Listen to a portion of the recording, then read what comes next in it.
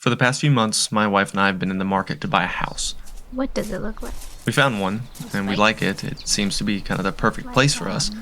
The arrival, And as we've been going through this process of finding a home, assessing its present and its potential value, negotiating the sale price, and deciding if the benefit of purchasing the house outweighs the risk of the investment, it all kind of reminds me a lot about what we're asked to do as neurologists in the hospital. In the real world, there are people out there whose job it is to assess risk and prognosticate a financial investment. Actuaries. Hello, everybody. I'm Stan Endersky, Ruben's boss. Thank you. You're very kind. This is one of the opening clips from just an awful but a hysterical movie, Along Came Polly, where Ben Stiller plays the role of an insurance actuary. He's the best risk assessment expert in this whole Michigas we call the insurance business. Irving, Vivian, you've raised... And it portrays how bitterly methodical and quantitative you can be with your assessment of risk. In the film, Stiller is forced to assess the risk of providing life insurance to a guy. You ever hear of a guy named Leland Van Loo? Leland Van Loo, Australian guy, right? Who's absolutely the wrong guy to invest in. Boy, apparently he's one of these extreme sports nuts. On paper, Van Loo is one of the riskiest sons of alive. But if you can pull this thing together... But against Ben Stiller's better judgment, he eventually takes the risk, befriends Van Loo, and offers him a life insurance policy. We cannot sum up a man's life with a bunch of numbers on a computer screen. In medicine, assessing risk is never this comical. And go, do I think this dude is going to die in a few years or not? But there's a strikingly similar role in medicine to the actuaries of the financial world, a role that happens to be served by neurologists.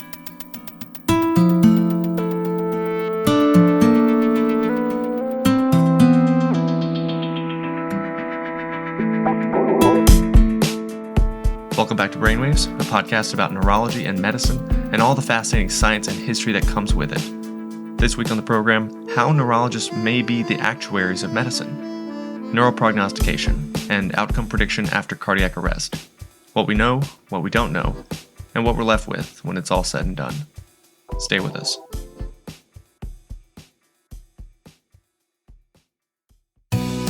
Hi, Brainwaves listeners. My name is Ray Price. I'm the director of the Neurology Residency Program at the University of Pennsylvania, and I also direct the Penn Neurology Board Review course, now in its 16th year.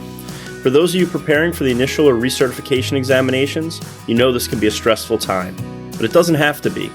Our high-yield course is more than 50 hours of recorded lectures for you to review for up to 6 months before the boards, and 2 days of live or online case-based learning.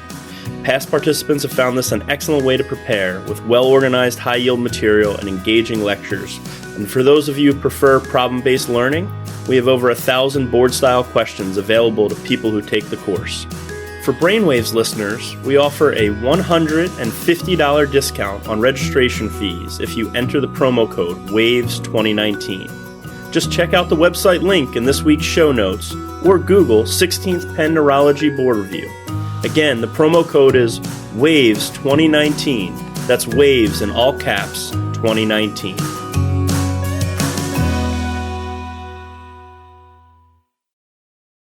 I want you to Google actuary. Just do it. I'll give you a second while you look it up. One of the first pages that pops up in your Google search is from beanactuary.org. What is an actuary? It asks. Part superhero, part fortune teller, part trusted advisor.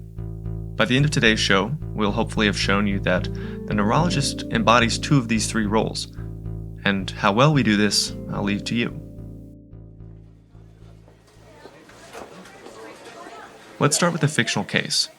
Miss Summers is a 57-year-old woman who presented to your ED after having an out-of-hospital cardiac arrest. Her daughter found her on the kitchen floor for an unknown duration, but remembers having spoken to her before breakfast 30 minutes ago. The patient's daughter called 911, and she began chest compressions to the best of her ability. But she's had no formal training in this. When paramedics arrive, the patient has a pulse, but she's unresponsive. So they intubate her at the scene, and she's brought to your ED. As part of your hospital's protocol, she's cooled to 33 degrees for 24 hours, and now has been rewarmed. A head CT is normal on arrival, and also at 72 hours later. By now, it's been more than 72 hours since the arrest, and you're called to the bedside. You see that she has some pupil reactivity, a weak gag response, but remains unresponsive to verbal or noxious stimuli. And she has intermittent, spontaneous clonic jerking. What do you think her chances of a meaningful functional recovery are, and what other information would you like to know? As you think about that, let's discuss some background information. In the United States alone, there are about 350,000 cardiac arrests every year. Approximately 1 in 7 patients will die, either directly or indirectly because of this. 2/3 of patients will arrest outside the hospital, and generally this is associated with a poorer prognosis. Half of all arrests are unwitnessed, which is also a bad sign. For every 10 patients who arrest outside of a hospital, 9 of them won't survive. Predictors of survival with a good functional status, meaning the patient's at least semi-independent at the time of discharge, include the following: a witnessed arrest in a public setting versus a home or a nursing facility, administration of CPR in the field, the quality of the initial CPR, the initial rhythm being shockable, meaning VFib or VTAC, and early return of spontaneous circulation. Also, return of consciousness following CPR is a good thing, but who didn't see that one coming? So first things first, given that you're the medical actuary, you have to define your outcome. What are we testing our clinical predicting variables against? In the literature, you'll see a lot of data about what's referred to as a poor neurologic outcome. Now, there's no consensus as to what this is exactly. Most often, it's a poor cerebral performance category score, CPC. It's just a simple 5-point assessment of cognitive disability. A poor outcome often refers to a score of 3 to 5, ranging from severe intellectual disability and dependence on others, all the way to brain death. Anything less than a 3 means that the patient's at least independent with some daily activities. So, poor outcome, at least it means that there's severe disability and functional dependence with ADLs, if not coma or death. In Along Came Polly, I think Philip Seymour Hoffman's character said it best. And go, do I think this dude is gonna die in a few years or not? Next, as the actuary, when is the best time for you to assess for your predictor of this outcome? This part's highly controversial, and there's no known optimal timing. As I'm sure that you've seen in your own practice, a patient who's comatose one day after a major ICH can have an entirely different clinical course from a patient who's comatose 3 months after that same hemorrhage. So, while you'll want to get that earlier exam to help you predict how the patient's going to do later, there may be a wide variability in the clinical course of patients with major neurologic injury. Most experts will say, and guidelines will state, that you should interpret your neurologic exam and rely on the electrophysiologic data only after at least 72 hours have passed since the patient was rewarmed. But where did this 72-hour threshold come from? The first and the most obvious reason is to permit all sedation to wear off. Propofol, which is one of the most common anesthetics used in the ICU in these patients, has a biphasic half-life, with an initial half-life lasting about half an hour to 40 minutes, but its terminal half-life can last up to 2 or 3 days. Then there's a second reason, which is a little more exciting and also a little more challenging to find in the literature. But if you go back to 1998, there was a natural history study that was published in the journal Resuscitation, including 231 patients who experienced a cardiopulmonary arrest and they survived. You can find this reference in our show notes. The patients from this study were followed using repeat neurologic exams, imaging, and EEG for up to 1 year after they arrested. Among their other findings, the investigators outlined the clinical course of neurologic recovery in patients who eventually regained consciousness, and this was about half the cohort. What the investigators found was that after a noxic brain injury, the brain makes a slow and a gradual recovery, beginning with the brainstem reflexes, followed by a motor response to noxious stimuli, and later return of consciousness, sometimes much later, weeks even. But by 72 hours, the brainstem reflexes and most of these other functions, they'll have started to recover if there's to be any return of meaningful neurologic function. So now we use this 72-hour cutoff as our temporal threshold. Alright, so you have your long-term outcome measure, severe intellectual disability and physical dependence or death, and you also know when you should look for your predictor of that outcome, at least 72 hours after a patient's been warmed. But what predictor or predictors are you going to rely on? As the actuary of the intensive care unit, let's think about how you would design a clinical assessment tool that could be used to prognosticate following arrest.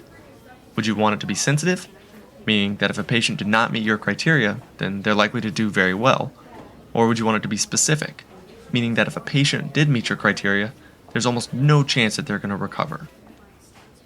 Well, since the majority of patients who die after successful resuscitation die ultimately because of withdrawal of life-supporting services, most experts prefer a more specific clinical tool, a tool that's going to guarantee them that a patient will do poorly if certain criteria are met, a tool with a false positive rate of 0%. This is crucial because you absolutely do not want to have a tool that will say a patient's going to do poorly, and then you withdraw life support only to learn later that the patient could have actually regained consciousness or walked again. But no tool is perfectly specific, so we use a combination of several tools. You've got your clinical exam, which is the least invasive and gives us a lot of data that you can screen for before you get to the second-tier testing. You've got electrophysiologic data, EEG, and somatosensory evoked potentials. There are biomarkers in the peripheral blood, and then you've got imaging. So let's briefly chat about each of these tools in your clinical toolkit.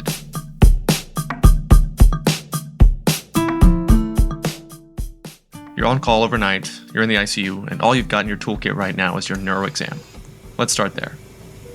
Like I mentioned before, following a noxic brain injury, we know that from natural history data that the brainstem reflexes return first, and they return slowly. Beginning with the pupils, bilaterally absent pupil responses are going to be highly predictive of a poor neurologic outcome.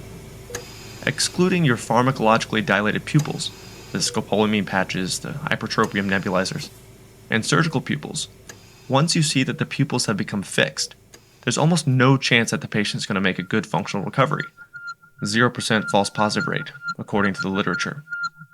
But it's poorly sensitive, on the order of about 20%. So that means if you've been asked to see somebody to assess for prognostication, 80% of those patients who have pupillary reactivity, they still may have a poor clinical outcome after a noxic brain injury. Moving down the brainstem, you can also check for the corneal response, the fifth and third nerve pathway. I usually don't like to be cruel to my patients here, so I start with a few drops of normal saline onto the cornea, and if I get no response there, I move on to applying a piece of gauze to the cornea, just to see if the patient will blink to that. If you start with the gauze, and the patient blinks normally, maybe they wake up later, you could have irreversibly damaged their cornea, so that's no good. But how useful is the corneal response in comparison to the pupillary reflex? I mean, they're both brainstem reflexes, right? Well, it turns out that absent corneals are associated with about a 5% false positive rate, as opposed to 0% for pupillary reactivity.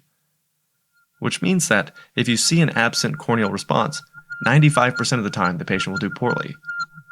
So it's not enough to hang your hat on, but it's still pretty helpful, I think. And it's about as sensitive as the pupillary response, maybe a little bit better, about 30%. The reason some experts think why it's not as specific as the pupillary response is that the corneal reflex may be dampened by lingering paralytics, whereas the pupillary response shouldn't be. Moving down the body, as you know, part of your exam is just looking at the patient. What is the patient doing on his or her own? After a noxic injury, as I'm sure that you've seen, some patients will develop myoclonus, usually 10 to 20% of patients. Or worse, they could develop Lance-Adams syndrome, which is myoclonus that correlates with epileptiform EEG activity, seen in about 1 to 2% of all patients. And both myoclonus and Lance-Adams are traditionally regarded as poor clinical biomarkers, with over half of patients failing to recover. But that means that some proportion could still survive and become independent. Approximately 1 in 10 patients with myoclonus almost fully recover, according to retrospective data. And maybe they'll do all right with aggressive antiepileptic treatment. With the exception of looking for brainstem signs or observing myoclonus, I think the only other real useful exam finding is how might a patient respond to pain. And this is probably the least useful test in assessing a post-anoxic brain injured patient, but we should cover it anyway. While it's easiest to apply deep nail bed pressure or sternal rub in somebody who's comatose or is immobilized from a cervical spine injury or brainstem lesion, you may see a really concerning response to these peripheral stimuli, but the patient may be fully awake and cognitively intact. So what I'll do sometimes is assess for a painful response to supraorbital pressure. And even if the brainstem or the C-spine is devastated, there should be some responsiveness with grimacing or eye closure, as long as the pons or the upper medulla is intact. Now, how much of this matters? How useful is this test? After you've allowed for any sedation or neuromuscular junction blocking paralytics to wear off, maybe you've also checked a train of 4. This is going to be your most sensitive clinical tool.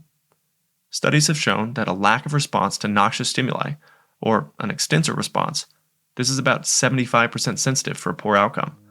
But it's not the most specific finding, so maybe you'll consider using it as a screening tool, and then moving on to the pupillary or the corneal exams to confirm your suspicion that this patient is just going to have a poor outcome.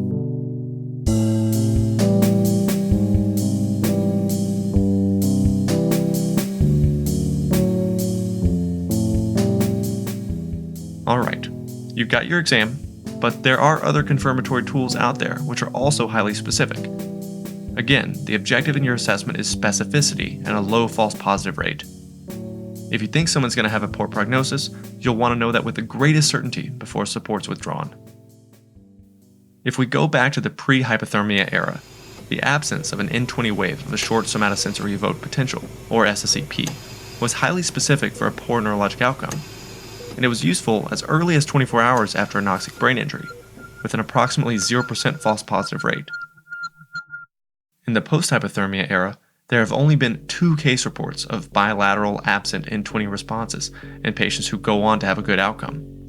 And it raises the suspicion that, while it's an excellent tool, hypothermia may confound this electrographic response to nerve stimulation.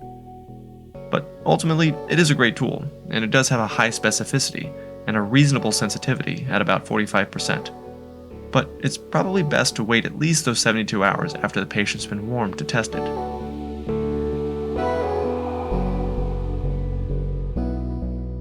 The EEG is another useful tool in your toolkit. Lack of an EEG background, a flat EEG, is almost as predictive as the absent N20 response. Even during therapeutic hypothermia, an unreactive EEG has a 2% false positive rate for predicting a poor neurologic outcome. In addition to that flat background, you could also be seeing status epilepticus, which is also informative. While the electrographic criteria of status has been controversial over the years and kind of subjective to interpret, it's almost universally associated with a poor neurologic outcome. Burst suppression on EEG has also been described as a bad outcome marker. But in many patients, it may improve over time, maybe could respond to antiepileptics, and it's definitely compatible with a good neurologic recovery in some patients, especially if it's treated on the spectrum of the ictal-interictal continuum. So experts never recommend using burst suppression as a biomarker in isolation. Attention please. Dr. Peter, how is co-locating? Okay, let's look back into your toolkit. Most of what we've covered, some might consider very subjective findings. Absent corneal responses could be due to lingering paralytics. A flat EEG could just be low voltage. Burst suppression is not always a bad finding, can be treated. And what if the EMG tech who tested the SSEP was just a bad technician? Some of these findings can be argued as subjective. Luckily for us, there are some absolute and quantifiable biomarkers that you can reach for in your toolkit. In the peripheral blood, you could test for neuron-specific enolase and S100 calcium-binding protein, or S100B. NSE is more frequently reported and has a richer history in the medical literature, so we've got more data on that. But both are reasonable peripheral blood biomarkers of significant neuronal cell death. In the first 24 to 72 hours after cardiac arrest and anoxic brain injury, both of these biomarkers will rise in the blood, and they'll rise to levels that are commensurate with the degree of brain injury. This means that your threshold's going to change from day 1 to day 2 to day 3, and it's going to vary according to the extent of the irreversible brain damage. Some labs will even provide their own thresholds for prognostication, telling you that a level of 40 micrograms per liter of NSE on day 1 has a 0% false positive rate, while it takes only 25 micrograms per liter of NSE on day 3 to give you that same specificity. So definitely check on the internal validity of your local lab, see how their assay compares to other standards, and recognize that, even though it's a quantitative tool, one threshold at institution A may not be prognostically equivalent to that same threshold at institution B.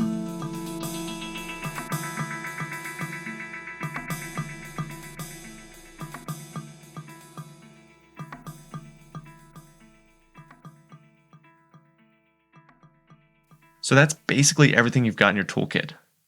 Let's now return to the case that I presented at the beginning of the show. It was a fictional 57-year-old woman who came to the ED after an out-of-hospital arrest. She was last seen well 30 minutes prior, and she received CPR by her untrained daughter. Paramedics intubated her after finding that she had a pulse, but she was not responsive. She was cooled, and 72 hours later, you're called to examine her, to prognosticate. You reviewed her head CT, it's normal. On exam, she does have some pupil reactivity, a weak gag, but she remains unresponsive to verbal or noxious stimuli, and she's got myoclonus. What do you think?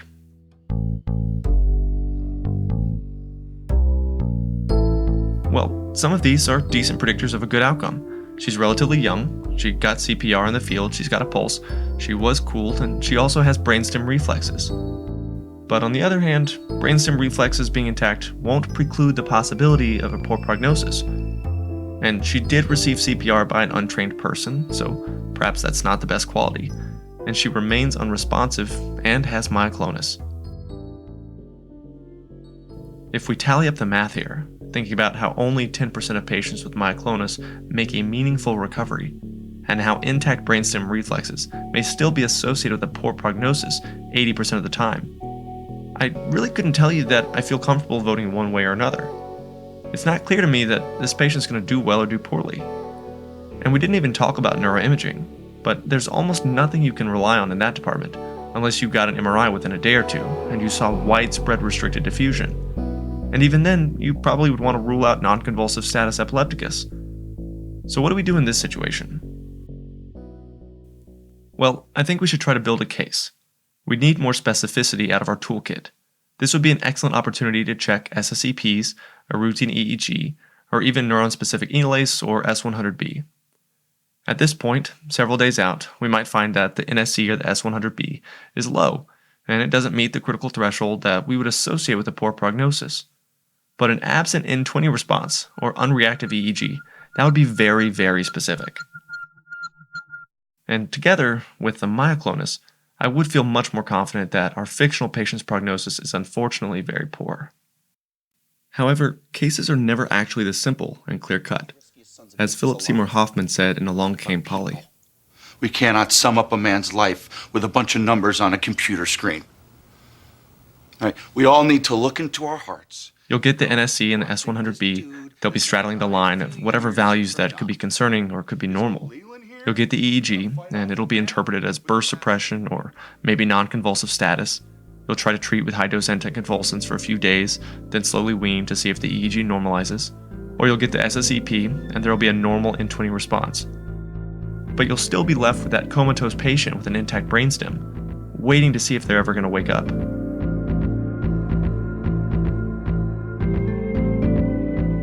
More often than not, I found myself in these tougher spots, where you have to incorporate a variety of conflicting clinical, laboratory, and physiologic data.